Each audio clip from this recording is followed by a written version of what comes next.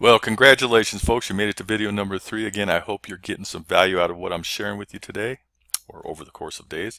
Up to this point, I've shared with you 10 ways to increase your referral business. I hope you're excited about the possibilities. Believe me, what I share with you works.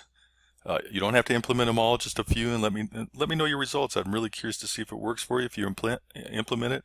Or if you have any questions, please feel free to reach out to me. I'm happy to help you guys. Remember that Tom makes all the strategies much easier and handles most of the heavy lifting for you. Folks, you need Tom. He is without a doubt my best employee.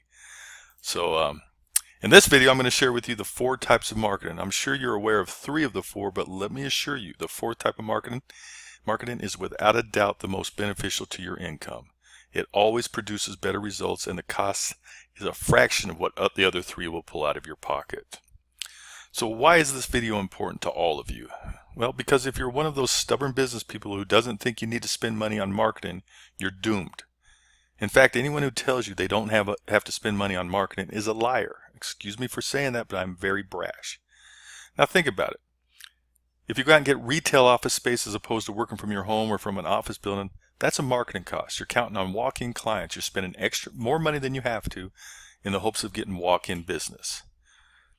Okay? If you're going out to events and networking, that's time, and your time's worth money, so that's a cost. Your marketing cost comes in many varieties, and sometimes you just don't classify it as marketing costs when in reality it is. But if you rely solely on referrals, you're making a mistake too. Even using my strategies, there's always natural attrition. Folks, you need to fill your book of business and grow the value of your business. The bigger the book, the more value. Why? Because you have an exit strategy whether you know it or not. You're either going to retire or you're going to die.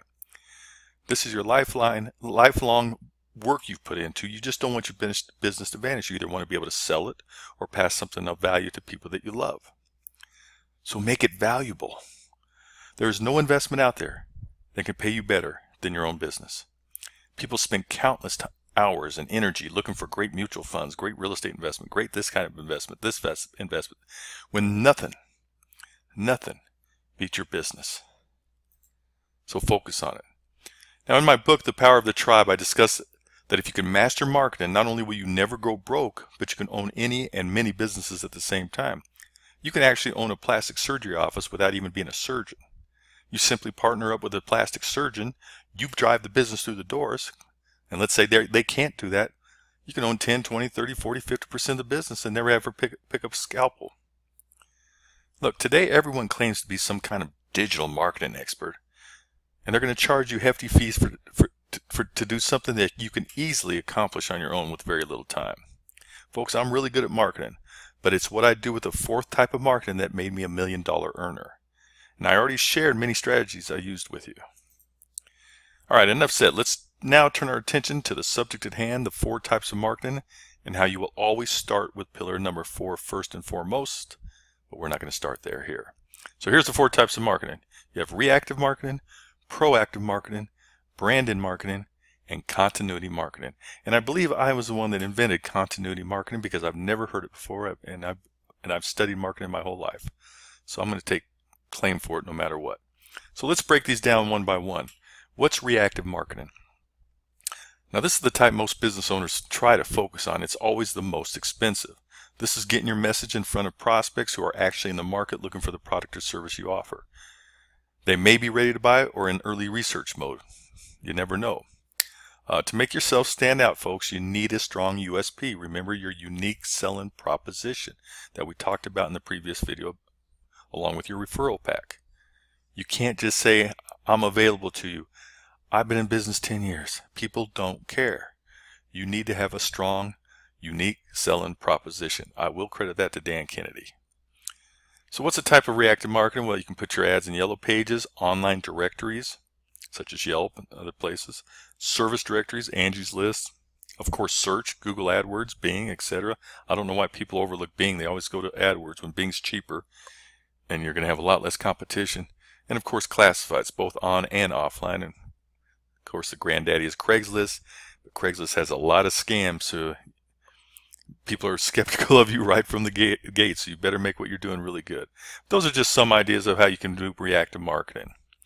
Let's turn our attention to proactive marketing. This is where you take a proactive approach and get your message in front of people who are not in the market for your service or product. Now, many business owners participate in proactive marketing. They don't know it's called proactive marketing, and they totally fail at it. They're miserable at it.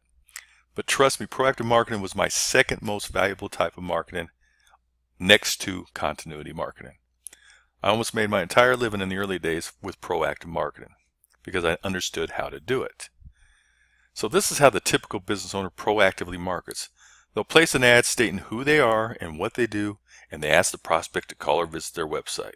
This is a total waste of money. You may pick up a lead or two, but you're leaving money on the table. You are wasting money. You need to quit doing it this way. And to prove my point, I've just pulled out some ads that it took me all of 30 seconds to find because this is the typical ad you're going to see. So let me take a look here. Here's a real estate agent ad. Thinking of selling. Okay, that's a good headline. If I'm thinking of selling, my eyes will be drawn into the ad. Remember, your headline pulls you into the ad. Then she says, for a free market evaluation of your property, please contact, and she gives her name and phone number. First of all, every single real estate agent out there offers a free market evaluation. That's nothing unique. They all do that. Then she goes on to say, ready for a free evaluation? Then she goes, 1% listing commission. Okay, that caught my eye. But why would you cheapen yourself? There's plenty of agents that are charging 3%. Why would you knock it down to 1 if you know how to market?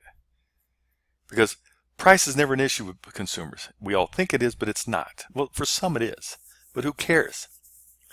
There's so much business out there, who cares? All right, so there's one thing that might caught my. Then she goes on to say, free short sale services. Folks, most people have no idea what short sale means. They may know they're in foreclosure. They don't know anything about short sale. That's a wasted line. What's short sale? Then she goes on to say, client's evaluation of borrowing power for new purchase. What? What a long-winded way of just saying, see how much home you qualify for. Then, more than 10 years experience in real estate and lending. Who cares? Person reading this ad doesn't care. My daughters got started in business in their first year. I think my daughter closed 15 deals in her first year. They didn't care she was not in the business 10 years. And by the way, 15 deals is a lot of deals in real estate. This year, I think she's going to do, it's her third year, I think she's going to do around 36. And she's her own broker, by the way. Let's move on to this next ad. This is an American Family Insurance ad. All your protection under one roof. Call today and compare. Who cares? She's spending money to put this ad somewhere. I work hard to be with you every step of the way. Okay, so does every other agent, at least they claim they do, whether in your home or my office. I'm committed to offering you dependable protection and friendly service. Then she gives her contact information and her contact information down here. Who cares? Now, I understand some of you insurance agents, possibly real estate agents, a lot of you on this call, loan officers, have restrictions on what you can run in your ads. Folks, there's always a way around that. Have your wife or a partner or you start a second company that's your marketing company and let them just generate leads for you. They can say whatever they want, and then you buy the leads from that company. I did that back in the 90s. If you want more information on that, I'll be glad to share it at the live event. Just ask the question. Here's a home improvement guy. Says the name of their company, serving all of North Georgia. Gives the name of the owners. Most people don't care. Welcome to their home repairs. We're home improvement specialists. We offer the following services. Then they list a bunch of stuff. Okay?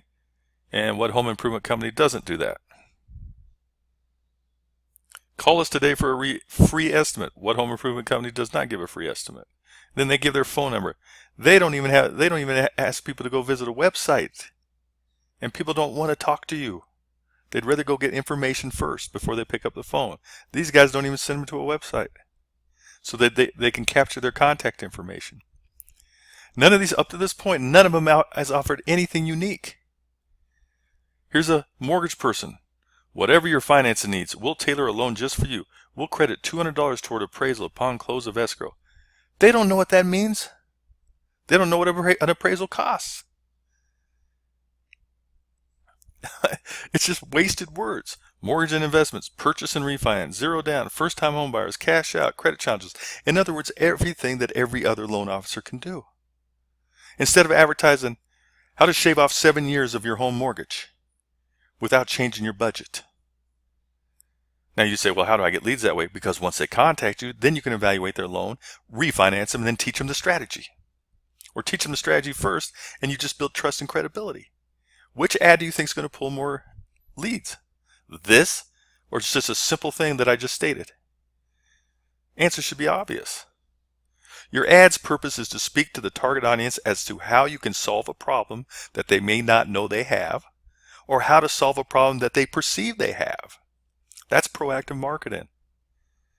You're introducing something to them. They're aware of almost every product and service out there, but you're introducing a unique way of doing it. And folks, this is where your referral pack takes on a dual purpose of a lead generation lead magnet. It's not just for your clients to hand out to their friends, neighbors, and coworkers. You use this referral pack as a lead magnet. And if you don't know what a referral pack is, go to the previous video. It's that important. Look, guys, prospects don't know what you know. You trained to be whatever you are. They didn't. You know, I used to have this problem myself. I used to think when I would talk about whatever it is I knew, I'd say, God, this guy's stupid. He don't understand what the hell I'm talking about. Why would they?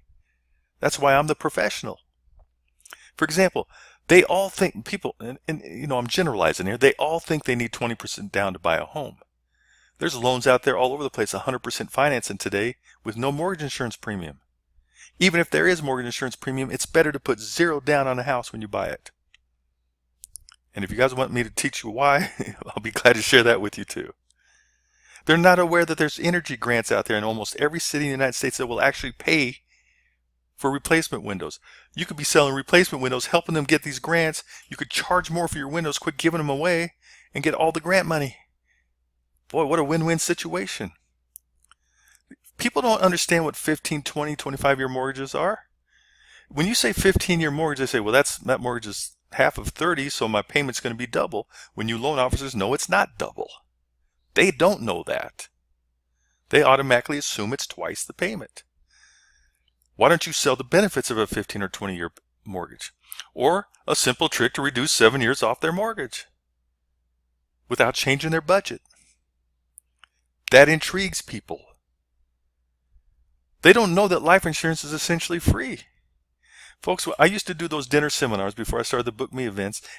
Even at the Book Me events, I'd ask a question. See, life insurance has a bad stigma. For you guys in life insurance, you understand that. Everyone, why do I need life insurance after I'm dead? Doesn't help me. When you know differently. So I'd ask, how many of you would have life insurance if it was free? Every single hand in the audience would go up. Then I'd say, how much would you have if it was free? Oh, I'd have millions and millions of it. Then I'd simply say, so it's not the idea of life insurance that you don't like.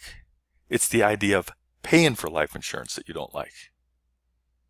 Then I'd go on to explain to them why life insurance is free. If you're disciplined, you stick to a life insurance plan, it's going to be free. Even term insurance, if you put on the return of premium rider, they can get money back. They don't save money anyway. What's the average American have $5,000 in the bank? At least they can get their term insurance premiums back. You need to be educating people, not selling people. Well, you should get the idea. Look, I taught this phrase to my daughters when they were young, and I've said it several times to them since. I know my customer, and he ain't me. Quit thinking that people think like you, because they do not. Whatever business you're in, you're the specialist for a reason. They don't know what you know. So you could take any simple concept that you know and generate leads with it. Any simple thing that you know that, just think about it tonight. What is it I know that most people probably don't know? There's your USP. So here's some places you do some proactive marketing. You'll do Facebook and other social media, banner ads, newspapers, magazines, billboards and others, trade magazines, things of that nature. One of my favorites is YouTube ads.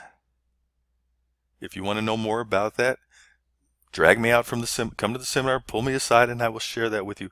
YouTube ads are cheap, you can well target it, and you can make good return on them, even for a local business. All right, then we got branded marketing. For most of you watching this video course, this is a total waste of money. Okay, most of you know what branded marketing is. Those ads I showed you earlier, those pathetic ads that people are spending hundreds of thousands of dollars on a day, are basically branding ads. They're not proactive marketing. You're getting your face out there. Hey, look at me, I'm wonderful. You have a need for insurance? Call me. Don't call the other million people out there. Call me because I stand out. They don't work. There's no need for you to do branding. Branding is keeping your name in front of people. Okay, if you're going to brand, then you have to do other types of marketing, either reactive marketing or true proactive marketing. Then when they see your picture of something, they can equate it to something. Oh yeah, I saw that guy. Oh yeah, I saw that girl. Oh yeah, yeah. Now you're starting to get a brand.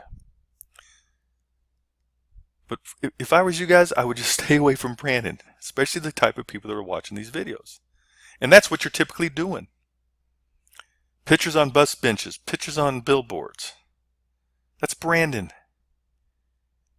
Pictures on yard signs. And the granddaddy of them all, continuity marketing. Like I said, I believe I made this term up. I'm taking credit. Like, look, if you get anything out of this course, understand this. Just because you have a new client doesn't mean your competitors stop marketing to them. It's so important, I'm going to say it again. Just because you have a new client does not mean your competitors will stop marketing to them. If you're an insurance agent, they're trying to steal them. If you're a loan officer, they're trying to get their refinance. If you're a real estate agent, they're trying to get their next buy. If you're a home improvement guy, they're trying to steal them away from you so they can do their deck. If you finish their basement, I'm pretty sure you can do a deck. If you're a dentist, this dentist down the street's trying to steal them. Continuity marketing is where you continue to stay on the top of mind of all of your past clients and your new leads or prospects. Continuity marketing is simply follow-up. And folks, the fortune is in the follow-up. And none of you watching this video, despite what you may think, are following up enough. And I'm going to prove it in a moment. And I didn't follow up enough until I got Tom. This is it. This is the gold. So let's talk about getting prospects. Okay, you made you put out an advertisement. They came to your website and they gave you their contact information. So you just generated a new lead. So why is top of mind awareness so important? Look, when you stay top of mind, you make more money. It really is that simple. Here are a few more statistics to show you why nurturing leads is very important. Now, you guys all know this. You just don't do it enough. So when are your prospects ready to sign on the dotted line? Here's the numbers according to Chilton Research. 15% bought within the first 3 months. It's a new lead. Across the industries, 24% bought within 4 to 6 months, 34% bought within 7 to 12 months, and 27% bought more than 12 months later. So what is that? 61% of all new leads do not sign on the dotted line until 7 months or longer. Other statistics will show you that 44% of all salespeople don't even make one follow-up phone call, and of those that do, the vast majority of them only make one follow-up phone call. And then you may do some email marketing. Then you quit. We're all insty people. Can you imagine if you had Tom working on that other 61% for you? Do you think your income would go up? What if Tom could do it all, even make your phone calls and let you go golf? Look, if you want to put your competitors out of business, follow this simple guideline. Get in at the beginning of the process, the research process. You can see that this is a process. When the consumer is gathering facts relating to his or her problem or need, and stay there, because your competitors won't. The best way to do that, once you've identified your best prospects, is to stay in touch through the mail, phone, and email consistently. Your task is to make prospects be aware of what you do and keep that message in front of them so that when they are ready to make a buying decision, you immediately come to mind. Look, you're all in different industries watching this video. One thing you should think about tonight is, what is your buyer's cycle? Let me try to explain. I own a moving company. Moving companies' buying cycle is typically 30 days or less. People will not reach out looking for a moving company until they're about 30 days away from their move. Now, there's instances where some people would reach out 6 months ahead of time, but that was so rare you don't count it. So I had to make sure that I was contacting that person crazy in the first 30 days. Whereas with real estate, the buying process is typically a year or longer. With insurance, every single one of you has a different buyer cycle of when they make a decision. Try to figure out what that is. Tom will help you figure that out. Over time, Tom will be able to give you that answer. I want to talk a little bit about retargeting. Most of you, all of you know what it is. It's basically when you go to a website and all of a sudden you're stalked by that website everywhere you go on the internet. That's called retargeting. There's other names for it. It's when someone visits your website, you follow them around the internet, putting your message in front of them consistently. Look, folks, if you're spending money to drive people to your website and you're not retargeting, you're costing yourself a lot of money. Retargeting is very, very inexpensive. You already caught their attention once with an ad. You got them to your website, but they just didn't fill out that form. So you should spend a little bit more money to pull them back so that they give you their information. And remember, it's a buy-in cycle. Maybe 30 days from now, they're a little bit closer to that ready to do something. They come back to your site. We'll talk about that at the live event. But all of you, including myself, get a resounding F when it comes to follow up with your current client customer base. You may think you're doing great. You are not. Your customer base is where the gold is, and it's gold for more reasons than you can imagine. And I'm going to address this more in the upcoming videos. But for now, let's remember these two things.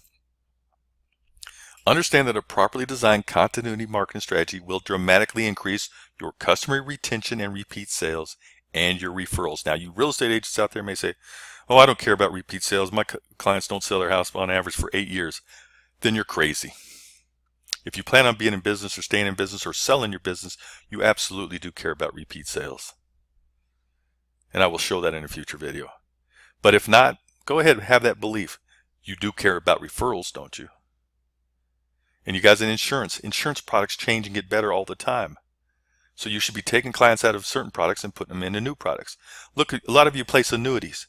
Then some Joe Blow comes around and has a 10% credit and puts them in another annuity. How did you lose the business when you have the same product? Because you don't have a continuity marketing strategy. It doesn't matter your business. I don't know who my dentist is. I have no idea who my dentist is. I don't think I've been to my dentist, I think 9 months ago for a teeth cleaning. Haven't heard. I can't remember who I went to. They don't follow up with me. Here's a true story. My daughter told me it happened just 3 days ago prior to recording this video. Now, her boyfriend's dad is putting his house on the market. Remember, she's in real estate. When my daughter asked if she could list the house, this is what he said. I'm not paraphrasing too much. This is real close to what he said. No, I can't. I have to use my agent. She has stayed in contact with me for years, and I would feel guilty using anyone else. Key phrase, I would feel guilty using anyone else. This real estate agent sold him that house 6 years prior. This real estate agent knows what she's doing, and I'm sure she's failing a little bit. This is my daughter's boyfriend's dad who won't use my daughter because he would feel guilty. That should say it all to all of you. Another true story. Years ago, an agent, this is back in the 90s when I owned a large real estate brokerage, agent of mine comes to the office just livid. She's saying she ran into a client she represented when they bought their first home at the grocery store or something. And they told her they just bought their second home. She asked why they didn't call her, and they replied, we didn't know if you were still in business. You guys can relate to this. If it hasn't happened to you, I bet you it's happened to someone you know. So I asked the agent, well, how often did you stay in contact? She said, well, not much. Enough said. They didn't know she was in business. Here's yet another true story. This is personal. Many years ago, my ex-wife and I wanted to have a deck built on our house. So we contacted 3 contractors, and we received 3 bids. So other things came up and we put it off for 9 months.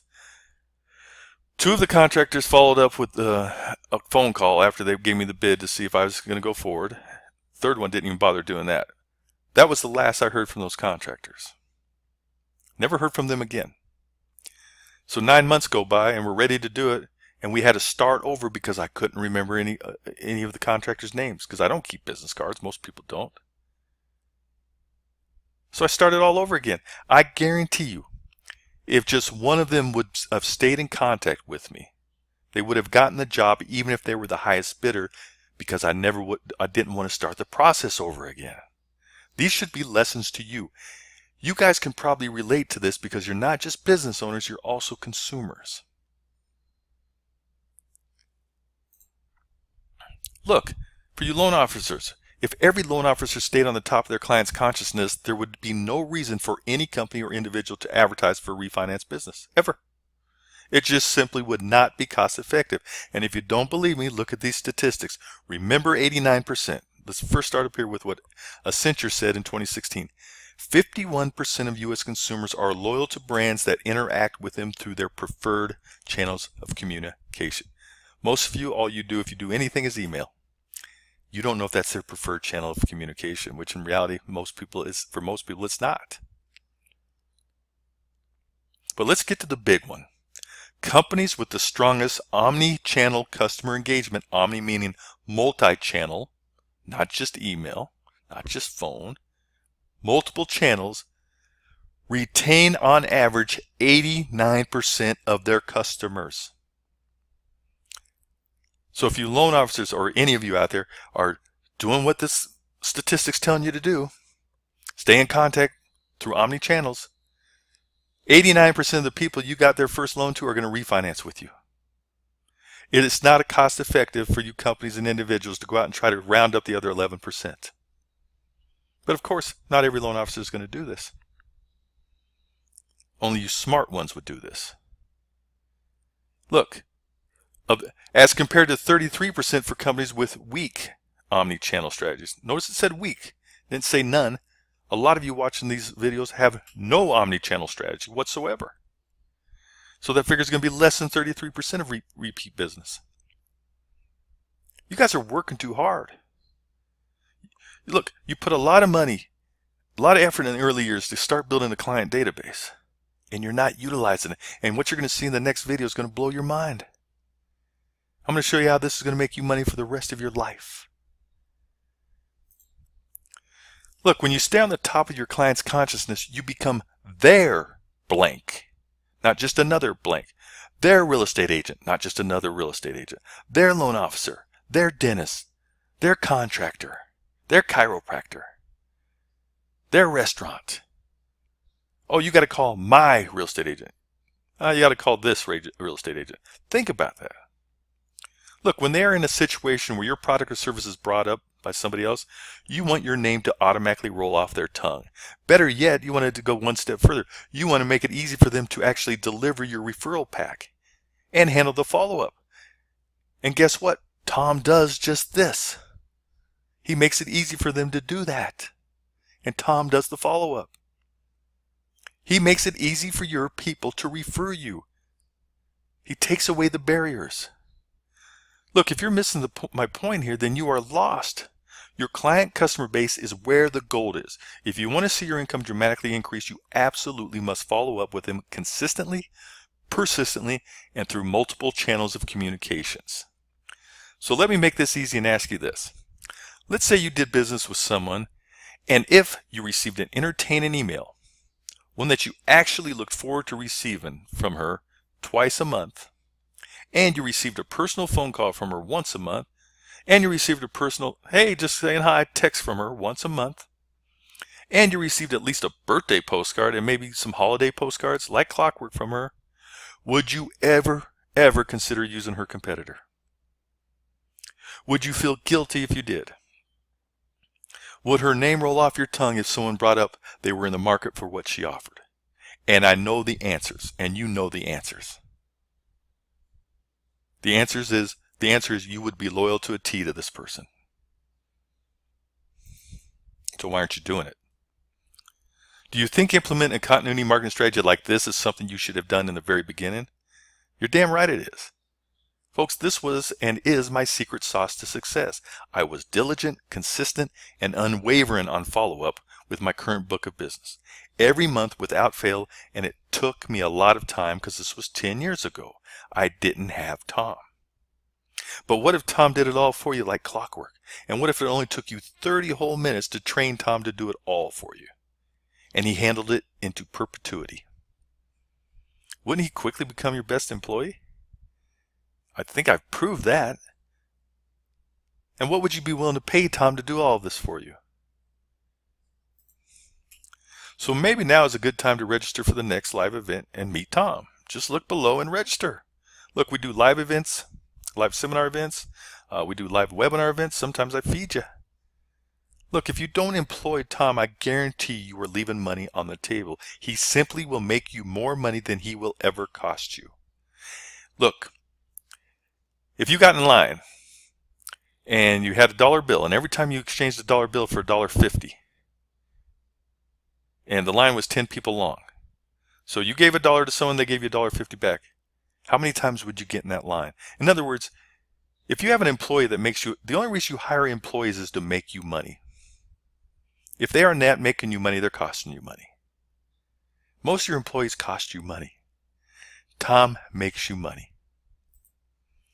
All right. Sorry this video ran a little bit long. In the next 2 videos, I'm going to expand on some ideas I presented here. Now the next video is without a doubt my favorite. It's shorter, but it's my favorite.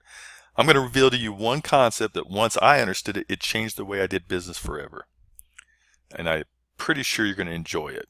So go ahead and get registered for the next live event and then come back here and watch video 4 as soon as you have the time. I hope you bookmark the page. Look, you do not want to miss the next video. You're going to love it. It'll be shorter, but it is sweet. Folks, thanks for your time and I'll see you soon. Bye-bye.